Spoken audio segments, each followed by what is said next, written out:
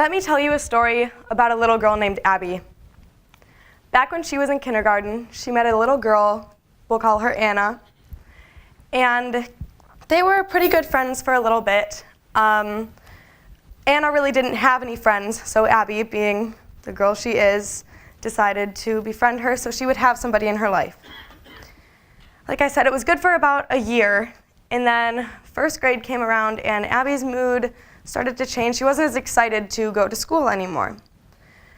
One night, Abby went into her parents' bedroom and told them that she was not feeling too well and that she could not go to school the next day. Obviously, they asked her what didn't feel well, and she stopped and broke down into tears. They asked her what was wrong, and she said that Anna told her that she was going to take her, put her into the electrical box outside of the school, and electrocute her to death. Kill. One word. She's 11 now, and Anna is still not allowed to see her. It was a big thing. The principal had to take her out to show her that nobody could get into the box except for the electrical company, and it just really, really scared her, understandably. This story sounds very elaborated and made up, I understand. But unfortunately, it is very true, and that little girl named Abby is my little sister. 49% of children grades 4 through 12 have been bullied in the past month. 40.6% of those children are bullied very frequently, meaning twice or more a month. Bullying is not just one school grade or level of schooling that we need to worry about. It happens in elementary schools, middle schools, high schools. Sure, some areas are more prevalent than others, but it definitely happens in all of them, and we need to be aware of this. Back when I was in elementary school, and a bit into middle school, not as much though, I was bullied a lot for my weight. I was told that I was too skinny. Really, I was just underweight, and I always have been, but it's obviously a lot more fun to make assumptions than get the facts. I was called anorexic.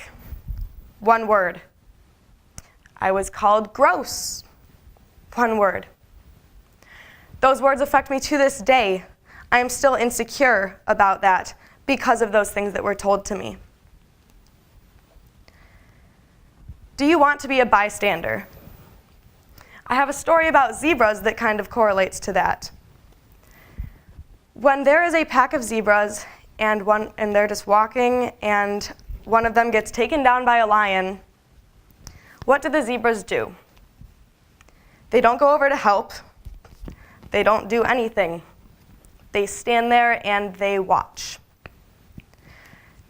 Don't be a zebra. Definitely try to help somebody. If you see someone getting made fun of, somebody getting bullied, somebody getting hurt, always go up to them and try to help.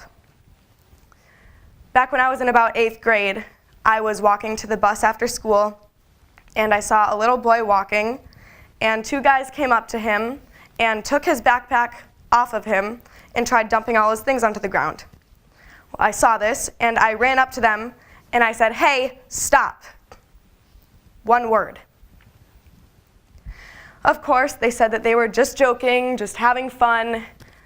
Well, that's untrue. If they were just joking, then that little boy would have been involved. He would have been having fun too, but he clearly was not.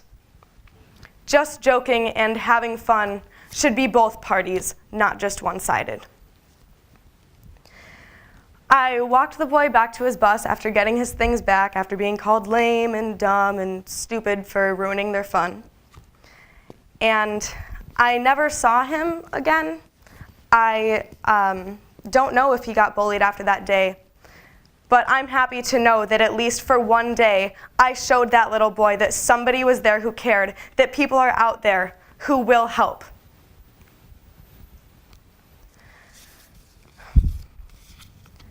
There's a musical that came out last year called Dear Evan Hansen. It's one of my favorites. There's a quote from that that's very relevant to this topic. "I never let them see the worst of me. 'Cause what if everyone saw? What if everyone knew? Would they like what they saw, or would they hate it too?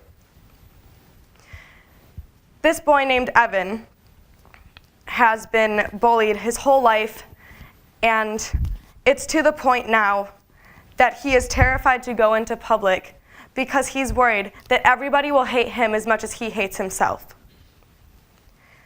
That mindset you are not born with. You learn that. People get bullied into hating themselves. They're not born into it. Another quote from that musical is, "You are not alone."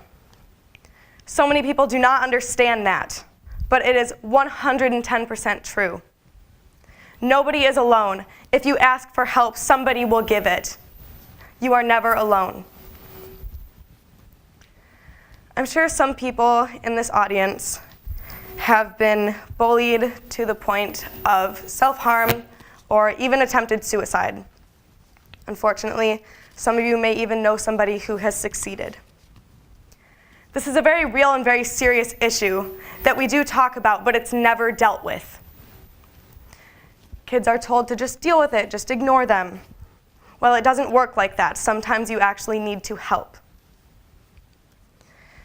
In reality, you have absolutely no idea what is going on in a person's head. Someone could be your best friend, and they could be hiding something that's really, really hurting them from you. Always, always be mindful of what you say. Be kind. Always think to yourself, is this something that will have a positive impact on someone's life, and is it worth saying? Because one word, one single word, can have such a massive impact on somebody's life. If you go up to someone in the hallway and smile and say hello, that could make their day. But if you go up to someone and say they're stupid, that can completely ruin their day, and you have no idea what they're dealing with. They could be right on the edge, and that one thing you say to them could either completely help them or completely ruin them. Unfortunately, one person alone cannot stop bullying. But going up to someone in the hallway and telling them that their hair looks nice, or saying one nice thing, or even just smiling at them, is a real good step in the right direction. One word, help. Ask for it and give it. Thank you.